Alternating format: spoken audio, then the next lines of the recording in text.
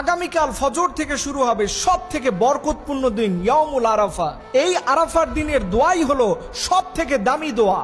বছরে 365 দিনের মধ্যে সর্বশ্রেষ্ঠ দিনের নাম হচ্ছে আরাফার দিনের দোয়া।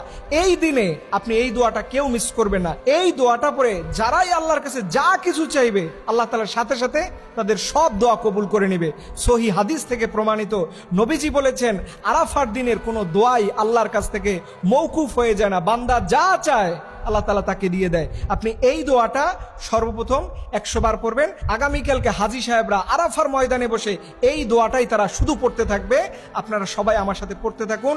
লা ইলাহা ইল্লাল্লাহু ওয়াহদাহু লা শারীকা লাহু লাহুল মুলক ওয়া লাহুল হামদ ওয়া হুয়া আলা কুল্লি শাইইন কাদির।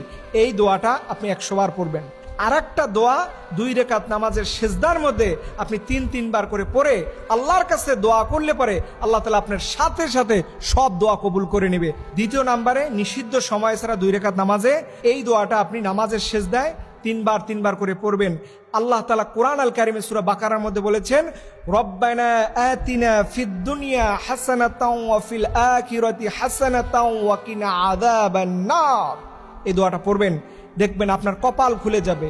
যা চাওয়ার আল্লাহর কাছে কালকে চাইেন। অনেকে বলবেন যে হুজুর আমাদের দেশে তো আগামীকালকে না, আমাদের দেশে তো পরের দিন। দেখেন, ইয়াউমুল আরাফা আগামীকালকে সৌদি আরবে হবে, আরাফার ময়দানেই হবে।